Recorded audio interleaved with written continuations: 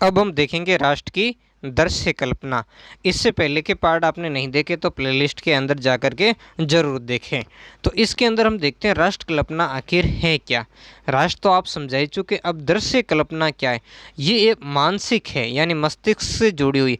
अब देखो होता क्या है कि मस्तिष्क के अंदर कोई ऐसी जो इमेज बन जाती है जो कि वास्तव में नहीं होती, जो वास्तव में क्या होती है, घटित नहीं होती है। यानी ये वैसी कल्पना होती है जिसमें क्या होती है, उत्तेजना नहीं होती। क्या नहीं होती? उत्तेजना। ये मस्तिष्क में कैसा कोई इमेज बन सकती है, कोई गन से संबंधित हो सकती है। तो ऐसे अलग अलग टाइप की दिमाग के अंदर क्या हो सकती है, कोई मूर्ति बनती है, लेकिन जिसे धरातल पर नहीं लाया जा सकता, वास्तव में वैसा कुछ नहीं होता। ठीक है ना। तो वही है राष्ट्र की। तो यहाँ दिमाग के अंदर, लोगों के मस्तिष्क के अंदर राष्ट्र की ऐसी कल्पना बनी, या ऐसी कल्पना की जो छवि बनी है, जो छवि वास्तव में क्या थी, धरातल पर नहीं आती थी। यानी यहाँ इस चैप्टर के अंदर हम देखेंगे नारी रूपकों के बारे में। तो राष्ट्र की जो दृश्य कल्पना लोगों ने नारी रूपक में की, किसके रूपक में की, नारी के रूपकों के रूप में लोगों ने क्या की, राष्ट्र की दृश्य कल्पना की। और वो चाहे भारत हो चाहे यूरोप हो, कहीं भी। मैंने पहले भी बताया था कि जो सृष्टि बनती किससे है, दो चीज़ों से मिलकर बनती है, प्रकृति और पुरुष से।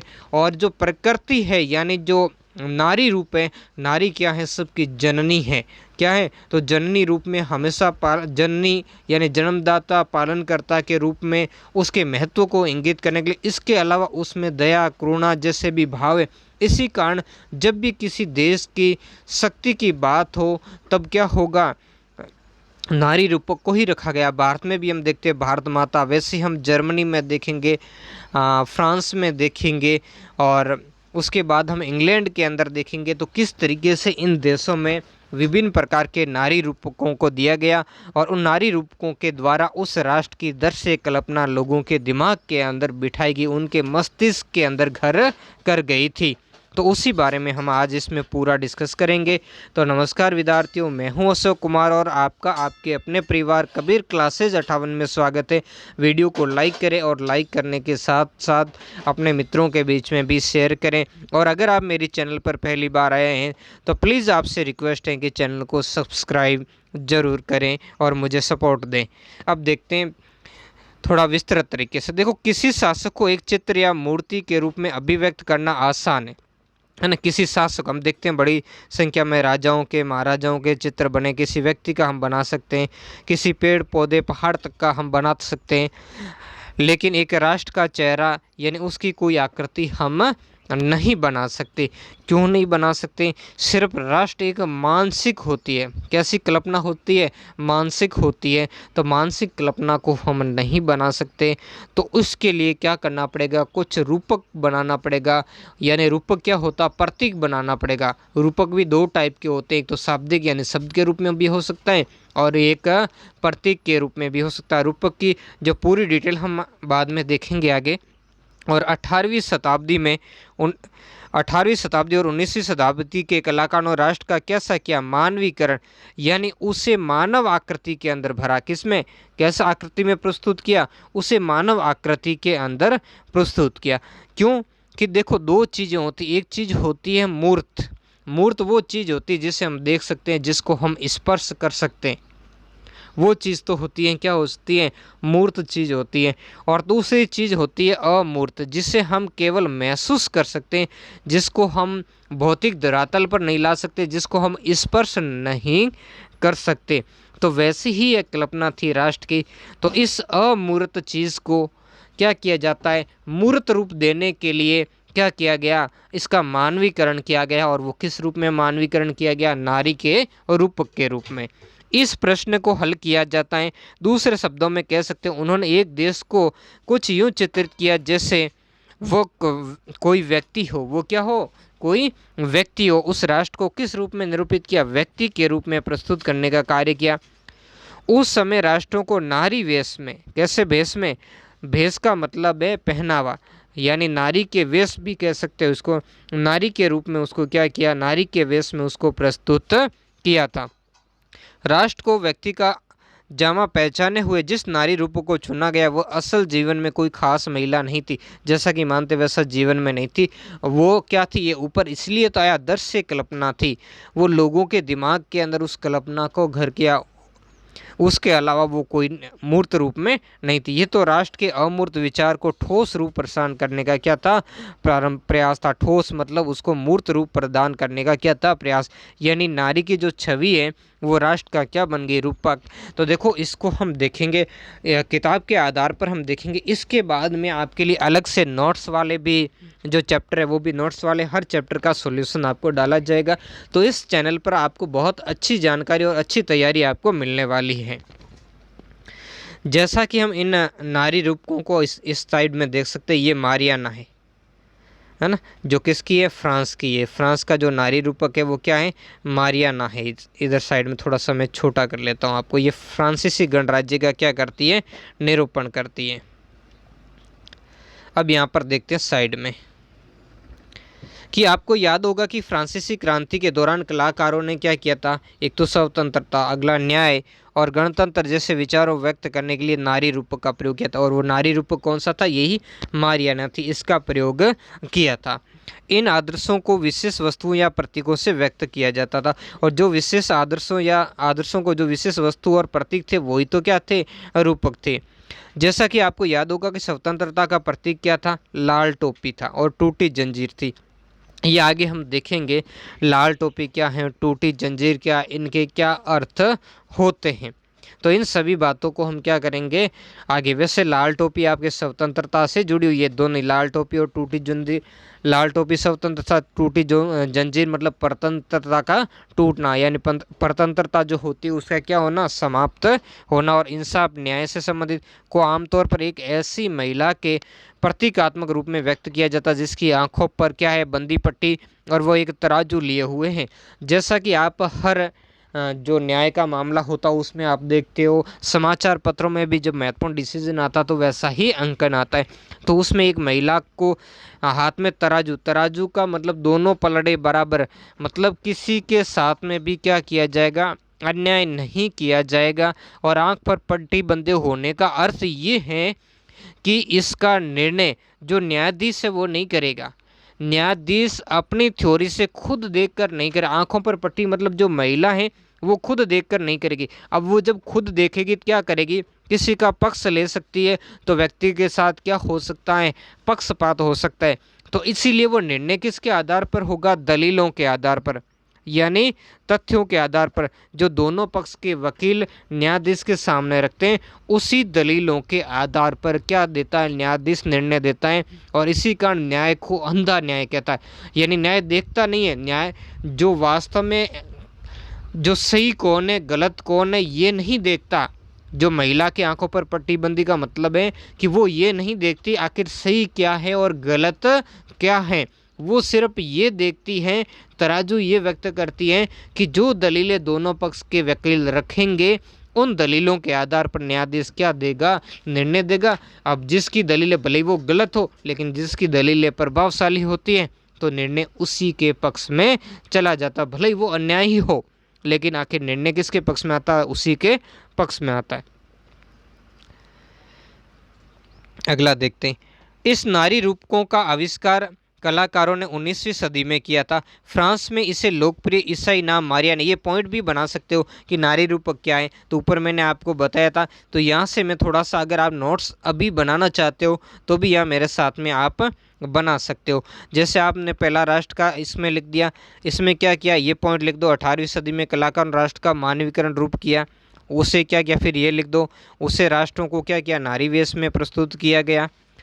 और ये फिर यहाँ से लिख सकते हो, राष्ट्र के अमूर्त विचारों को ठोस रूप करने का प्रयास था और नारी की जो छवि है वो राष्ट्र का क्या बनी, रूपक बनी। तो इस तरीके से आप पॉइंट, और उसके बाद में फिर लिख देंगे कौन कौन से नारी रूपक थे, फिर लिखना फ्रांस का नारी रूपक किसका प्रतीक था, ये प्रतीक आप उसमें लिख देंगे, और इसके नारी रूपक का नाम लिख देंगे, फिर इसका प्रतीक ये कौन कौन और किससे संबंधित था, फिर ये तराजू वाला लिख देते, और उसके बाद आगे और भी ऐसे ही नारी रूपक आते रहेंगे, उसके बारे में हम पढ़ते रहेंगे। अगला हम देखेंगे जो फ्रांस में तो क्या नाम था, मारियाना, जिसमें जन राष्ट्र, जन मतलब जनता, जो लोग थे उनके विचारों को रेखांकित किया गया। उसके चिन्ह में क्या थी, स्वतंत्र यानी आज़ादी और गणतंत्र थे। और इसके अलावा स्वतंत्रता और गणतंत्र के जो चिन्ह कौन से थे, एक तो लाल टोपी जो स्वतंत्रता का ही प्रतीक थी, तिरंगा जो क्या करता था, लोगों के जीवन में उमंग जगाता था, और कलंगी ये क्या होती है, टोपी होती है। क्या है, जैसे आप मोर के ऊपर देखते हो सर के ऊपर, जो उसी को ही कलंगी कहते हैं। जो ऊपर कुछ पंख होते हैं ना पक्षियों के, मोर के जैसे होते हैं, और भी कई सारे पक्षियों के ऊपर होते हैं, चोटी टाइप के होते हैं या टोपी टाइप के ऊपर जो पंख होते हैं ना, उसको ही क्या कहते हैं, कलंगी। अब ये कहाँ पर था, मैं आपको मारियाना की प्रतिमा के अंदर आपको दिखाऊंगा। ये तो हम बाद में डिस्कस करेंगे। ये तो जर्मेनिया की है, जो जर्मनी के नारी रूपक है, ये देख रहे हो, ये है। इसको थोड़ा सा मैं आपको बड़ा कर लेता हूँ, ठीक है ना। वैसे यहाँ पूरा फ़ोटो नहीं दिया गया, पूरा फ़ोटो होता तो और भी हम अच्छे तरीके से इसको समझ लें, क्योंकि इसके पास न तो तिरंगा है, लेकिन ये जो ऊपर वाला इलाका है ये कलंगी है। इसका जो चोटी ऊपर बांधी हुई है, यहाँ आप देख सकते हो छोटे रूप से, यही क्या है, कलंगी है, जो एक प्रकार की टोपी। यहाँ आप देख सकते हो इसमें किस तरीके से इनके बालों में ये डिजाइन की, ये सारी एक टोपी टाइप की बनाई गई, यही इसका क्या है, कलंगी है। तो किस रूप में, तीन चीज़ें आपकी स्पष्ट हो गई है, लाल टोपी और टूटी हुई जंजीर, और इसके बाद में हमने देखा लाल टोपी स्वतंत्रता का प्रतीक, फिर तिरंगा, और उसके बाद था कलंगी। तो ये क्या था, फ्रांसीसी जो गणतंत्र था और जो स्वतंत्रता संग्राम का था, उसके क्या थे, प्रतीक चिन्ह हुआ करते थे। मारियाना की इसके लिए लोगों के जहन के अंदर, लोगों के अंदर दृश्य कल्पना, ये राष्ट्र की दृश्य कल्पना लोगों के दिमाग में बैठानी थी।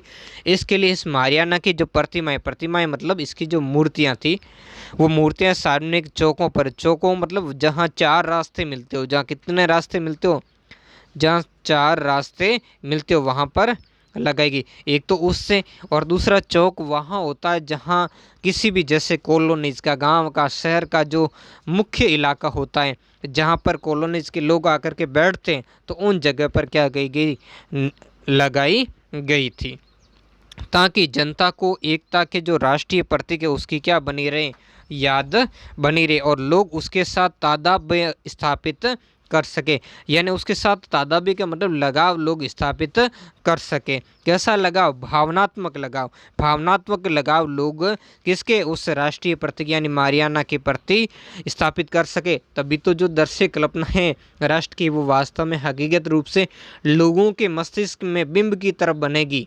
जैसे आप करते हो ना, कोई भी चीज़ का विचार करते हो ना, तो वही तो है दृश्य कल्पना।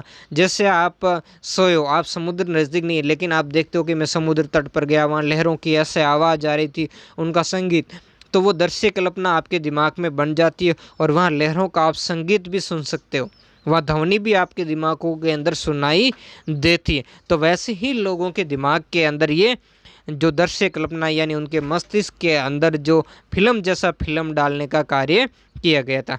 मारियाना की छवि सिक्कों पर, जो जर्मन सिक्के थे उनकी डाक टिकटों पर भी अंकित की, और ये एक डाक टिकट ही दी गई जो मैंने अभी आपको बताई थी। इसी तरह दूसरी हम नारी रूपक देखेंगे, जर्मनी की, जो किसका, जर्मन राष्ट्र का रूपक थी। साक्षुष अभिव्यक्तियों में, साक्षुष मतलब जो आंखों से जो व्यक्त अभिव्यक्तियों में जर्मनिया बलूत वृक्ष के पत्तों का क्या पहनती है, मुकुट पहनती है। और बलूत जो क्या है, जर्मनी के अंदर क्या है, वीरता का प्रतीक है। पहले हम रूपक देख लेते हैं, उसके बाद हम जर्मनिया को देखेंगे। रूपक का मतलब क्या होता है, जब किसी अमूर्त विचार, जो अमूर्त मतलब धरातल पर जिसको हम नहीं ला, जिसको हम स्पर्श नहीं कर सकते, जिसको ठोस रूप में हम व्यक्त नहीं कर सकते, जैसे लालच है, इसको क्या हम व्यक्त कर सकते, ईर्ष्या है, स्वतंत्रता, मुक्ति, तो इसको हम जो क्या है मूर्त रूप में नहीं ला सकते। तो इसी कारण ऐसे लोगों को किसी व्यक्ति या किसी चीज़ के जरिए इंगित किया जाता है, मतलब प्रतीक के रूप में इसको प्रस्तुत किया जाता है। तो यही रूपात्मक काम, एक होती शाब्दिक तरीके से, जिसे शब्द के रूप में, जैसे हम भारत माता की जय बोलते हैं, और एक प्रतीक के रूप में। अब जब यहाँ भारत माता का आया, तो भारत माता भी देखो, हालांकि भारत के अंदर जो माता की, क्योंकि हमारा जैसे अर्थवेद वगैरह, रामायण वगैरह, इन प्राचीन ग्रंथों में भी उल्लेख आया, और अर्थवेद में तो वर्णन मिलता है कि हम धरती को क्या मानते हैं, माता का ही रूप। हालांकि जो भारत माता की छवि है वो सबसे पहले बनाने वाले थे अवनींद्र दास थे टैगोर, जो कहाँ के थे, अपने बंगाल के थे। उन्होंने बनाई थी, जो 4 हाथों वाली थी, है ना, अलग अलग थी, एक हाथ में माला, एक में पुस्तक, एक में सफ़ेद वस्त्र थे। तो इस तरीके से अलग अलग उसको क्या किया था, रूपक प्रदान किया। लेकिन बाद में चल कर के जो राष्ट्रवादी आंदोलन चला उसके अंदर जो भारत माता का रूप है वो अलग ही हो गया था। उसके अलग केसरिया वस्त्र है, वो तिरंगा हाथ में झंडा लिया, उसके पीछे शेर है जो हमेशा ही क्या है, गुस्से की अवस्था में रहता है। तो इस तरीके से अलग अलग निरूपण किया गया। तो ये क्या थे, एक नारी ही रूपक थे। और उसने आज भी देखते हैं भारतीयों के अंदर, भले ही भारत माता की एक कोई ऐसा मूर्त विचार नहीं है, लेकिन लोगों के अंदर एक जो भावनात्मक दर्शी कल्पना बनती है, लोगों के दिमाग के अंदर वो बात घर कर गई है और उससे राष्ट्र के प्रति जोड़ने का क्या करती हैं, कार्य करती है, सब में एकता और संगठन की बात व्यक्त करती है। तो इसीलिए इन लोगों जो इन देशों में भी क्रांति को जो सफल बनाने के लिए नारी रूपक का ही सहारा लिया गया, ताकि लोगों को भावनात्मक रूप से क्या किया जाए, जोड़ा जाए, उन्हें एकजुट और संगठित किया जाए। अब जर्मनिया के बारे में देखेंगे।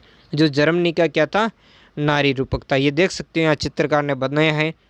चित्रकार ने जर्मनिया के चित्र को सूती झंडे पर बनाया। किस पर, सूती जो वस्त्र पर बनाया, चूँकि इसे सेंट पॉल चर्च की छत से लटकाना था, जहाँ मार्च 1858 में फ्रैंकफर्ट की संसद बुलाई गई। जो कल वाले हमने पार्ट के अंदर इसके बारे में फ्रैंकफर्ट संसद का पूरा डिस्कस किया था, उस पार्ट को नहीं देखा तो आप जाकर के वहाँ ज़रूर देख लिए।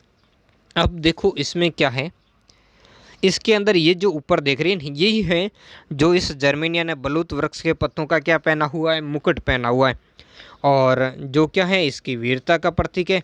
इनके सारा आगे हम चार्ट के अंदर पूरा डिटेल, और ये है ना, ये जो बाज की प्रतिमा है किसकी है, भारतीय जो शक्ति का क्या है, प्रतीक है। और इधर हाथ में ये जो आप देख रहे हो तलवार, तो ये तलवार भी क्या करती है कि जो ये जर्मन तलवार क्या करती है, जर्मनी की क्या करती है, रक्षा करती है, वीरता का प्रतीक है ना। साथ में अपनी रक्षा के लिए सजग है। कोई भी राष्ट्र अब जर्मनी को क्या कर सकता है, दबा नहीं सकता। अगर उसने दबाने का प्रयास किया तो उसका जवाब कौन देगी, जर्मन तलवार देगी।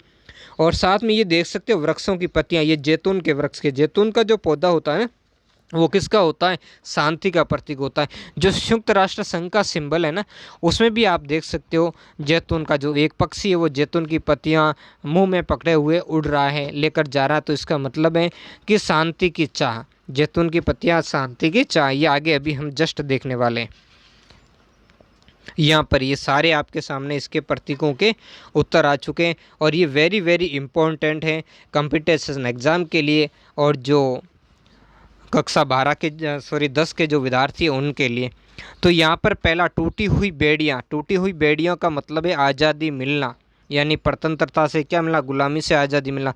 बाज छाप कवच जो भी जर्मनिया के छाती के अंदर था, तो जर्मन साम्राज्य की जो प्रतीक शक्ति है, और बलूत वृक्ष की पत्तियों का मुकुट जो जर्मनिया ने सर पर पहन रखा था, ये बहादुरी का प्रतीक है। तलवार जो मुकाबले की तैयारी, यानी किसी ने भी अगर हमारे ऊपर क्या दबाव डालने की कोशिश की, हमारे राज्य को हड़पने की कोशिश की, तो क्या करेगी वो, उसकी तलवार उसका क्या देगी जवाब। मतलब हमेशा वो क्या है, रक्षा के लिए जर्मन तलवार उसके लिए तैयार।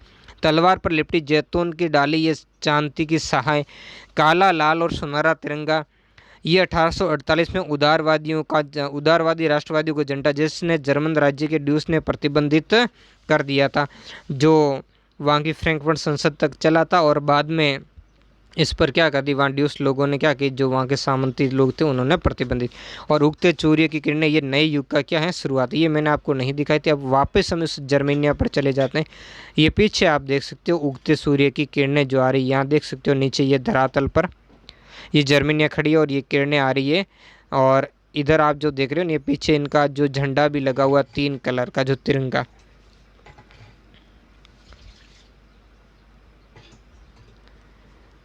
यहाँ भी फिर से वही देख सकते हो, है ना।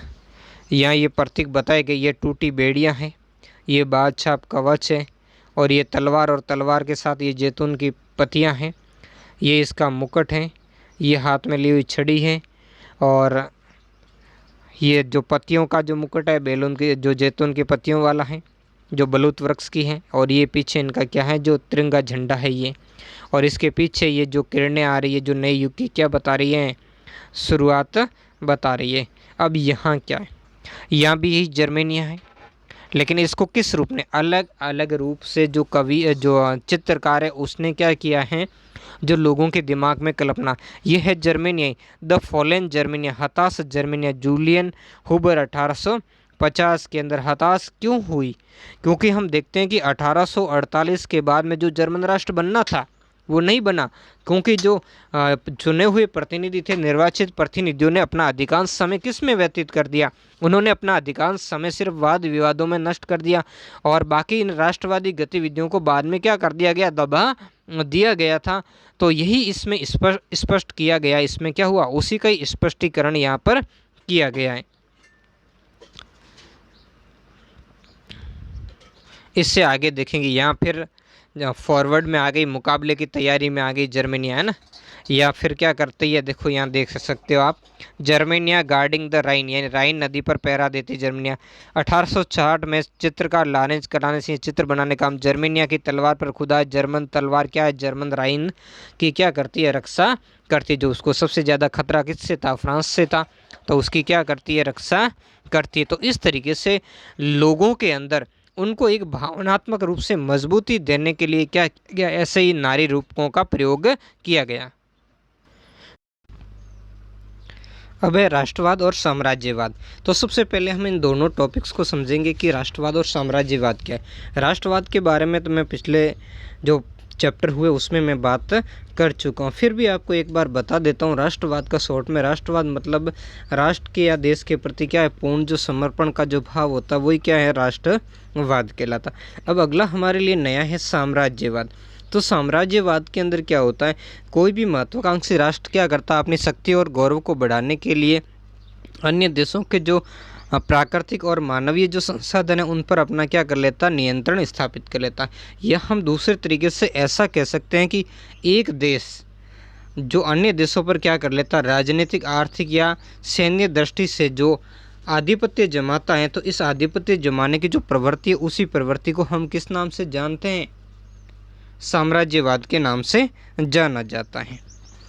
तो अब इसमें हम क्या देखेंगे, महत्वपूर्ण जो चीज़ें उनको हम देखने का प्रयास करेंगे। तो 19वीं सदी की अंतिम चौथाई तक राष्ट्रवाद का वो आदर्शवादी और उदारवादी जनतांत्रिक स्वभाव नहीं रहा जो सदी के पहले भाग में था।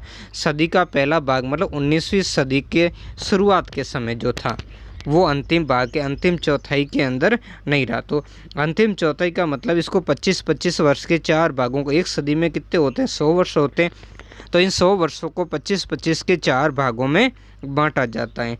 तो पहले के जो 25 वर्ष थे उसके अंदर तो क्या था, आदर्शवादी जनतांत्रिक जो उदारवादी स्वभाव थे वो यहाँ के राज्यों के अंदर थे। लेकिन अंतिम चौथाई का मतलब है या 19वीं शताब्दी का मतलब 1875 के बाद में वो इस तरीके का आदर्शवाद यहाँ पर अब नहीं रहा था। तो उसकी जगह अब क्या हो गया, जब वो नहीं रहा था उसकी जगह अब क्या हो गया, राष्ट्रवाद सीमित यानी कम लक्ष्यों वाला संकीर्ण सिद्धांत बन गया था। अब वो संकीर्ण सिद्धांत क्या होता, संकीर्ण का मतलब होता ओछा, है ना, ओछी विचारधारा होती उसको इस संकीर्ण कहते हैं। तो ये ओछी विचारधारा वाला सिद्धांत है वही राष्ट्रवाद का अब क्या बन गया था, पर्याय बन गया था। इस बीच के दौर में राष्ट्रवादी समूह एक दूसरे के प्रति अनुदार होते चले गए, अविश्वासी होते चले गए, एक दूसरे के प्रति वो जिम्मेदारी से अब नहीं लिखे, एक दूसरे पर उन्होंने आधिपत्य जमाने की शुरुआत की थी। और क्या क्या, जब आधिपत्य जमाने की शुरुआत की तो वो लड़ने क्या होगा, झगड़ा होगा, तो इसके लिए वो लड़ने के लिए हमेशा क्या रहते थे, तैयार रहते थे। अब पहले जैसी बात नहीं थी, एक दूसरे की मदद करना नहीं था, एक दूसरे के मामलों में हस्तक्षेप नहीं करने वाली नीति नहीं, अब अधिक से अधिक एक दूसरे के मामलों में क्या करना, हस्तक्षेप करना यानी इंटरफेयर करना, और कोई न कोई मौका देख करके किसी न किसी बहाने आपस में झगड़ना, तो वही होता है। और फिर संबंधित राष्ट्र पर क्या जमाना, आधिपत्य स्थापित कर लेना था। साथ ही प्रमुख यूरोपीय शक्तियों ने भी अपने साम्राज्यवादी उद्देश्यों की प्राप्ति के लिए अधीन लोगों की ही राष्ट्रवादी आकांक्षाओं का इस्तेमाल किया था। ये प्रमुख यूरोपीय शक्तियाँ कौन थी, इंग्लैंड वगैरह थी, फ्रांस, तो इन्हीं शक्तियों ने क्या किया, ऐसा प्रयोग किया और संपूर्ण अन्य देशों के जो लोग थे उनको अपने आधिपत्य में स्थापित कर लिया था। वही हम आगे देखेंगे। 1871 के बाद में यूरोप के गंभीर राष्ट्रवादी तनाव का जो स्रोत है वो कौन था? बाल्कन क्षेत्र था। बड़ा ही महत्वपूर्ण था ये बाल्कन क्षेत्र, जिसमें क्या था? भौगोलिक और जातीय भिन्नता थी। वहाँ भौगोलिक रूप से, अभी मैं मैप में भी आपको बताऊंगा, भौगोलिक रूप से भी अलग था। इसके अलावा वहाँ जातीय भिन्नता, यानी अलग अलग जाति के वहाँ लोग रहा करते थे। पहले इसमें कौन से देश है वो देख लेते। इसमें आधुनिक रोमानिया, बुल्गारिया, अल्बेनिया, यूनान, Macedonia, Croatia, Bosnia Herzegovina, Slovenia, Serbia और मॉन्टेनिग्रो ये शामिल थे। और इस क्षेत्र के निवासियों को आमतौर पर स्लाव लोगों के नाम से जाना जाता था। और स्लाव लोगों को लेकर के यहाँ बड़ी मात्रा में क्या हुआ था? समस्या उत्पन्न हो गई थी, जिसका एक सपोर्ट जो रूस कर रहा था मुख्य रूप से। तो यहाँ इस क्षेत्र में बड़ी मात्रा में समस्या उत्पन्न होने का बड़ा कारण क्या था? बाल्कन क्षेत्र का एक बड़ा हिस्सा ओटोमन, जो तुर्की साम्राज्य था, उस साम्राज्य के नियंत्रण पर था। ये ओटोमन साम्राज्य बहुत बड़ा था उस समय, जिसका 3 महाद्वीपों पर, एशिया, यूरोप और अफ्रीका महाद्वीप पर इसका क्या था? कब्जा था। तो यहाँ पर इसने काफ़ी सारे ये जो बाल्कन क्षेत्र थे, इन बाल्कन क्षेत्रों पर उसने अधिकार कर रखा था। यूनान वगैरह ये सारे क्षेत्र उसके क्या हो चुके थे? अधीन हो चुके थे। बाल्कन क्षेत्रों में जो रूमानी राष्ट्रवाद, जो हमने पहले भी पढ़ा था, रूमानी का मतलब क्या होता था? भावुकतामय प्रेम से जो परिपूर्ण भावनाएं होती उसको कहा था।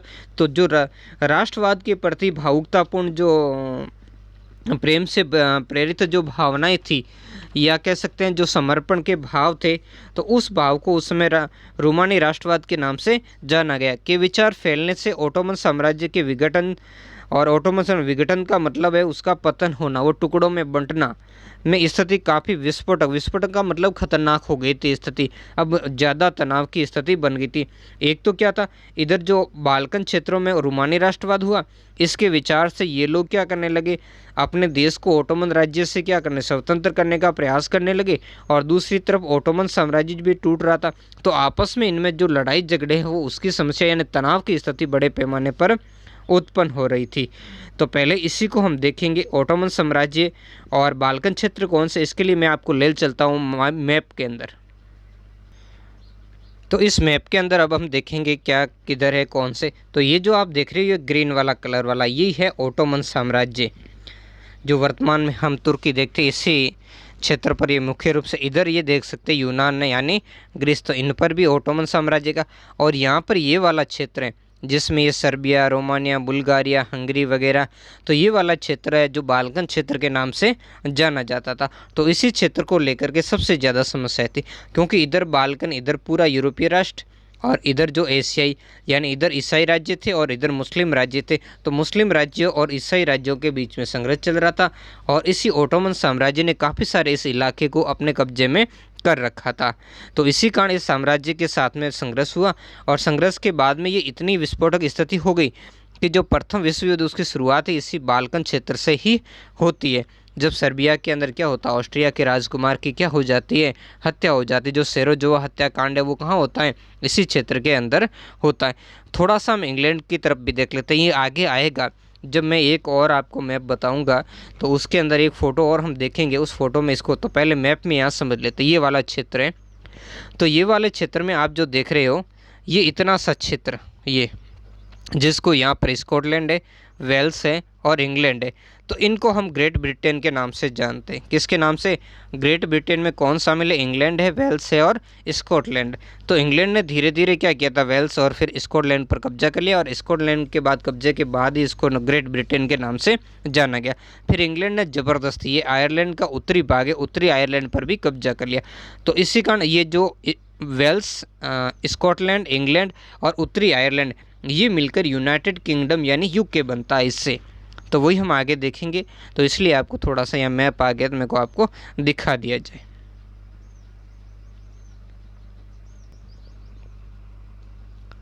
तो 19वीं सदी में क्या होगा, ओटोमन साम्राज्य ने आधुनिकीकरण और आंतरिक सुधारों के जरिए अपने को खुद को मजबूत बनाना चाहा। यानी जब राज्य पतन की ओर, डिक्लाइन की ओर जा रहा था, इनके क्षेत्र काफ़ी सारे अपने हाथ से जा रहे थे, तो इसने खुद को आधुनिकीकरण करना चाहा और अपने राज्य में भी कुछ सुधार किए। क्योंकि जो ईसाई और जो मुस्लिम, अब अधिकतर जनता इधर की कौन सी थी, ईसाई थी, उन पर मुस्लिम आधिपत्य था। और मुस्लिम जहाँ जनता ओटोमन साम्राज्य के अधीन थी, वहाँ भी उनके अंदर काफ़ी सारे क्या थे, बदलाव होने की मांग हो रही थी। तो इसी कारण करने का प्रयास ओटोमन साम्राज्य किया, लेकिन इसमें वो ज़्यादा सफलता नहीं मिली और आखिर ओटोमन साम्राज्य क्या हो गया, टूट गया, यानी पतन की ओर चला गया था। एक के बाद एक करके उसके अधीन यूरोपीय राष्ट्रीयताएं उसके चंगुल से निकलकर किसके, जो ओटोमन साम्राज्य था उसके चंगुल की यानी उससे हाथ से निकलती गई और वो क्या करने लगी, स्वतंत्रता की घोषणा करने लगी थी। बाल्कन लोगों ने आज़ादी और राजनीतिक अधिकारों के लिए अपने दावों को राष्ट्रीयता का क्या दिया, आधार दिया, यानी राष्ट्रीयता से उसको क्या कर लिया, जोड़ लिया था। उन्होंने इतिहास का इस्तेमाल ये साबित करने के लिए क्या कि वे कभी स्वतंत्र थे। उन्होंने लोगों के अंदर बताया कि यार हम ऐसे ही, ये ओटोमन साम्राज्य वगैरह ने हमारे ऊपर क्या है, ज़बरदस्ती आधिपत्य किया, हम कभी इनके आधिपत्य में नहीं थे, हम आज़ाद थे और हमें फिर से आज़ाद ही होना पड़ेगा। और किंतु तत्पश्चात विदेशी शक्तियों ने हमें क्या कर लिया, अपने अधीन कर लिया और आज ये हमारे ऊपर विभिन्न प्रकार के क्या कर रहे हैं, अत्याचार कर रहे हैं। और जब तक आज़ादी नहीं मिलेगी तब तक क्या होगा, अपने जो राष्ट्रीय पहचान है वो नहीं बन पाएगी और अपने अधिकारों का हम सही तरीके से प्रयोग नहीं कर पाएंगे। तो इस तरीके की भावना वहाँ के लोगों के अंदर बढ़ती चली गई और अतः बालगंज क्षेत्र के विद्रोही राष्ट्रीय समूह ने अपने संघर्ष को लंबे समय से खोई हुई आज़ादी को वापस पाने के प्रयास के रूप में देखा था और इसी से बहुत लंबे समय तक संघर्ष चला। और जैसे जैसे विभिन्न स्लाव राष्ट्रीय समूह ने अपनी पहचान और स्वतंत्रता की परिभाषा तय करने की कोशिश की, बाल्कन क्षेत्र गहरे टकराव के क्षेत्र में यानी यहाँ युद्धों के अंदर उलझ गया। संपूर्ण बाल्कन क्षेत्र गृह युद्धों में उलझ गया था। बाल्कन राज्य एक दूसरे से भारी ईर्ष्या करते थे। मतलब ऐसा नहीं कि ये बाहरी जैसे ओटोमन साम्राज्य से हुए तो वहाँ से जब आज़ाद हुए तो फिर आपस में झगड़ना शुरू हो गए और हर एक राज्य अपने लिए ज़्यादा से ज़्यादा इलाका हथियाने की उम्मीद रखता था। इसी कारण ये बाल्कन क्षेत्र आपस में भी क्या करते थे, झगड़ते रहते थे। परिस्थितियाँ और अधिक जटिल यानी कठिन इसलिए हो गई क्योंकि बाल्कन क्षेत्र में बड़ी शक्तियों के बीच में प्रतिस्पर्धा। अब देखो, जब वो बंदर वाली आपने कहानी सुनी होगी कि जब दो झगड़ रहे होंगे तो दो व्यक्ति झगड़ेंगे तो तीसरा व्यक्ति क्या होगा, लाभ उठाएगा। तो यहाँ बाल्कन जो राज्य थे वो आपस में ही लड़ रहे थे। तो इसका लाभ किसने उठाया, जो यूरोप की अन्य बड़ी शक्तियाँ थी, जैसे रूस था, ब्रिटेन था, फ्रांस था, जर्मनी वगैरह। तो इन्होंने उठाने का प्रयास किया और इनमें ये प्रतिस्पर्धा यानी होड़ मच गई कि अधिक से अधिक बाल्कन क्षेत्र को क्या किया जाए, अपने आधिपत्य में लिया जाए। इस समस्त यूरोपीय शक्तियों के बीच में व्यापार और उपनिवेशों के साथ नौसैनिक और सैन्य ताकत के लिए क्या थी, गहरी प्रतिस्पर्धा थी। मैंने मैप के अंदर आपको दिखाया था कि ये किस तरीके से समुद्री तट पर स्थित है और वहाँ पर कोई भी राज्य इन पर अपना नियंत्रण रख के अपनी नौसैनिक शक्ति बढ़ा सकता था, अपना व्यापार बढ़ा सकता था। जिस तरह बाल्कन समस्या आगे बढ़ी उसमें ये प्रतिस्पर्धा खुलकर सामने आ गई थी। आपस में जो एक दूसरे के इलाकों को हड़पने की समस्या आ गई थी और दूसरी प्रतिस्पर्धा किस में हुई, इन बड़ी रूस, जर्मनी, इंग्लैंड, ऑस्ट्रो हंगरी की तरह ताकत, इनकी हर ताकत क्या है, बाल्कन पर अन्य शक्तियों की पकड़ को कमज़ोर करके क्षेत्र में अपना प्रभाव बढ़ाना चाहती थी। और इसी से इस इलाके में क्या हुआ, झगड़ा हुआ और इससे इस इलाके में कई कई युद्ध हुए जिन्हें बाल्कन युद्धों के नाम से जाना जाता है। और काफ़ी लंबे समय तक ये क्या हुए, बाल्कन युद्ध इस क्षेत्र में चलते हैं। और अनंत फिर क्या आता है, अनंत फिर विश्व युद्ध होता है। कौन सा विश्व युद्ध होता है, पहला विश्व युद्ध इसी बाल्कन समस्या के कारण क्या होता है, संपन्न होता है। तो हम जब प्रथम विश्व युद्ध वाला अगर आगे चैप्टर आएगा तो उसमें मैं आपको पूरा बताऊंगा कि जो इस दरमियान जो मैंने अपने इसमें प्रारंभ के अंदर देखा था कि 19वीं शताब्दी का जो अंतिम दशक यानी समय था 1871 से लगाकर जो 1914 तक का जो समय था, इस समय यहाँ पर यानी यूरोपीय शक्तियों में क्या था, आपसी अविश्वास और भय की भावना चरम सीमा पर थी। यानी तनाव क्या था, चरम सीमा पर था। ऐसे माहौल में सिर्फ एक चिंगारी की जरूरत थी, यानी जो घास फूस किसका, जो ये तनाव का घास फूस तो इकट्ठा हो चुका था, उसमें सिर्फ एक चिंगारी की जरूरत थी। और ये चिंगारी ही यहाँ से जब फैल गई तो क्या हो गया, पहला विश्व युद्ध हो गया था। कौन सा विश्व युद्ध हुआ था, पहला विश्व युद्ध शुरू हो गया था। क्योंकि कई सारे लोगों ने इसके बारे में पहले से ही भविष्यवाणी की थी। जैसे एक ब्रिटिश विदेश मंत्री थे, ग्रे ने कहा था कि चारों ओर चिराग बुझते जा रहे हैं और फिर से जल पाने की संभावना क्या हो रही है, नज़र नहीं आती है। और इस तनाव के कारण सारा यूरोप गुप्त संधियों के जाल में फंस गया था और सब परस्पर अविश्वास, शस्त्रीकरण और तनाव की जो घटनाएं हैं वो बढ़ती ही चली गई और इसी दरमियान वो घटना घट गई बालकन क्षेत्र में, जिसको हम सेरेजेवो हत्याकांड के नाम से जाना जाता है। कौन से हत्याकांड के नाम से? सेरेजेवो हत्याकांड के नाम से जाना जाता है, जिसके अंतर्गत 28 जून 1914 को जब ऑस्ट्रिया का राजकुमार बोस्निया की राजधानी सेराजेवो में पहुंचा, तो वहां उसकी राष्ट्रवादी संगठनों, जो हमने पढ़ा था ना गुप्त राष्ट्रवादी संगठन, उनमें एक गुप्त राष्ट्रवादी संगठन था, उनके द्वारा क्या कर दी थी, इनकी हत्या कर दी गई थी। और इसी घटना को लेकर 28 जुलाई 1914 को ऑस्ट्रिया ने सर्बिया पर क्या कर दिया था, आक्रमण कर दिया था। और इसी घटना से पहला विश्व युद्ध, जो प्रथम विश्व युद्ध, वो क्या हो गया था, शुरुआत हो गया था। और फिर संपूर्ण विश्व क्या हो गया था, दो भागों में बंट गया था। तो वहाँ से युद्ध की शुरुआत होती, लेकिन मुख्य युद्ध है वो 1 अगस्त 1914 को प्रारंभ होता है, जब जर्मनी क्या कर देता, युद्ध में शामिल हो जाता रूस के खिलाफ। फिर 3 अगस्त को फ्रांस हो जाता है। तो इस तरीके से संपूर्ण विश्व क्या होता है, अलग अलग गुटों में बढ़ जाता है। और ये युद्ध बहुत लंबे समय तक चला है। और 11 नवंबर 1918 को, देखो कब से शुरू होता है, 28 जुलाई से होता है, 28 जुलाई 1914 से होता है। और 11 नवंबर 1918 में जाकर के ये क्या होता है, समाप्त होता है, जब इनके बीच में क्या हो जाती है, संधि हो जाती है। जब जर्मनी के प्रतिनिधि और मित्र राष्ट्रों के बीच में क्या होती है, संधि होती है। और इस संधि के साथ युद्ध समाप्त हो जाता है। लेकिन ये एक युद्ध विराम संधि थी, न कि शांति संधि थी। और इसके बाद में हम देखते हैं फिर से आगे 1939 में जो दूसरा विश्व युद्ध है वो भड़क उठता है। तो इस तरीके से ये जो फोटो आप देख रहे हो, इस फोटो के अंदर जो ब्रिटिश गौरव है उसका क्या किया गया, यशगान किया गया है। तो किस तरीके से ब्रिटिश गौरव का यशगान, यहाँ ऊपर देख रहे हैं ये फरिश्ते है ना, तो जो फ्रीडम की बात कर रहे हैं, फेडरेशन की बात कर रहे हैं और फ्रेटर्निटी की बात कर रहे हैं। तो जो किसका है, जो स्वतंत्रता का, यानी जो बैनर है वो इनके हाथ में लिए हुए हैं।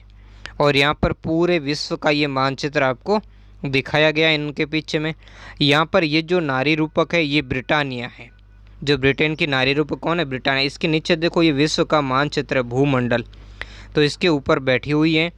और यहाँ पर जो साइड में आप देख रहे हो, जो ये हाथी शेर वगैरह हैं, पक्षी हैं, और यहाँ पर ये साइड में इन लोगों को दिखा रहे, तो ये क्या है, जो स्थानीय लोग थे। कैसे लोग थे, जो शेर, हाथी, वन और आदिम समुदायों की छवि दिखाई गई है, जो क्या थे उस समय ब्रिटेन के उपनिवेश थे। तो इस फोटो के माध्यम से जो ब्रिटिश जो गौरव है, राष्ट्रीय गौरव, उसको दिखाने का कार्य किया गया है। फिर आगे देखेंगे। तो साम्राज्यवाद से जुड़कर के जो राष्ट्रवाद है वो 1914 में यूरोप को एक महाविपदा की ओर ले गया था। और वो महाविपदा कौन सी थी, जो ऊपर मैंने अभी आपको बताया था, जो पहला विश्व युद्ध हुआ था उसके बारे में। लेकिन इस बीच विश्व के अनेक देशों ने, जिनका 19वीं सदी में यूरोपीय शक्तियों ने क्या किया था, औपनिवेशीकरण किया था, वे साम्राज्यवादी प्रभुत्व का अब क्या करने लगे, विरोध करने लगे। क्या करने लगे, इस साम्राज्यवादी जो प्रभुत्व है उसका उन्होंने अब क्या करना प्रारंभ कर दिया, विरोध करना प्रारंभ कर दिया। उन्होंने भी अब क्या हुआ, आज़ादी की मांग की, स्वतंत्रता की मांग की। तो इस तरीके से विभिन्न प्रकार की जो मांगे हैं वहाँ पर होने लगी थी। अब देखो यहाँ उपनिवेश होता क्या, या उपनिवेशवाद क्या होता है। तो इसमें हम देखेंगे कि जो कोई शक्तिशाली राष्ट्र होता है वो किसी दूसरे गरीब या कमज़ोर जो राष्ट्र होता है उसे अपने व्यापारिक फ़ायदे के लिए उसको अपने अधीन कर लेता, तो वही क्या होता है, उपनिवेशीकरण। तो इंग्लैंड ने वैसे ही अन्य राष्ट्रों को अपने क्या किया था, अधीन किया था। हर तरफ जो साम्राज्य विरोधी जो आंदोलन विकसित हुए, इस अर्थ में राष्ट्रवादी थे कि वे सभी स्वतंत्र राष्ट्र राज्य का निर्माण करने के लिए संघर्ष कर रहे थे। कैसे राष्ट्र राज्य की बात कर रहे थे, जो स्वतंत्र जो राष्ट्र राज्य हैं उसकी बात कर रहे थे। अब देखो यहाँ पर राष्ट्र राज्य का मतलब क्या होता है, मतलब राष्ट्र राज्य का मतलब होता है जो ऐसे राज्य जिनकी क्या है, राजनीतिक सत्ता और सांस्कृतिक सत्ता का क्या होता है, एकीकरण हो जाता है।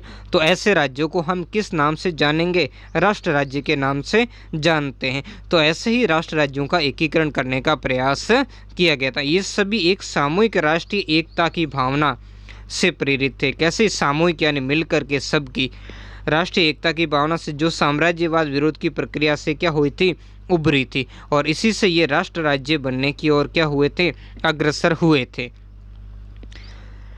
राष्ट्रवाद के यूरोपीय विचार कहीं और नहीं दोहराए गए, यानी इनको फिर से कहीं पर जो यूरोप के जो राष्ट्रीय विचार हैं वो कहीं और फिर से उनको नहीं दोहराए, यानी दूसरी जगह उनको नहीं प्रयोग, क्योंकि हर जगह लोगों ने अपनी तरह का विशिष्ट राष्ट्रवाद विकसित कर लिया, क्योंकि राष्ट्रवाद हर क्षेत्र की भौगोलिक स्थिति के अनुसार, वहाँ की सांस्कृतिक परिवेश के अनुसार अलग अलग था। इस कारण जो यूरोपीय विचार थे वो सभी जगह तर्क संगत नहीं थे। तो सभी देशों की जो राष्ट्रवाद की अपनी जो भावना थी या विचार थे, उनकी अलग अलग विशेषताएं थी, अलग अलग खासियतें थी। मगर ये विचार कि समाज को राष्ट्र राज्यों में गठित किया जाना चाहिए अब स्वाभाविक यानी सभी लोगों के जहन में था और सार्वभौम मान लिया गया। सार्वभौम मतलब सभी, पूरी जो भौम जमीन को कहते हैं संपूर्ण भूमि पर, इसके लिए क्या मान लिया गया, आवश्यक मान लिया गया। तो इसी के साथ आपका जो चैप्टर संख्या 1 कंप्लीट होता है और नेक्स्ट चैप्टर के अंदर जो ये आपके लास्ट वाले जो प्रश्न आए हैं, इन प्रश्नों का हम क्या करेंगे, सॉल्यूशन करेंगे। इनका हल मैं लिखित रूप से लेकर आऊँगा और उसके बाद हम अध्याय संख्या 2 को देखेंगे। तो धन्यवाद, मिलते हैं नेक्स्ट पार्ट में एक नए टॉपिक के साथ।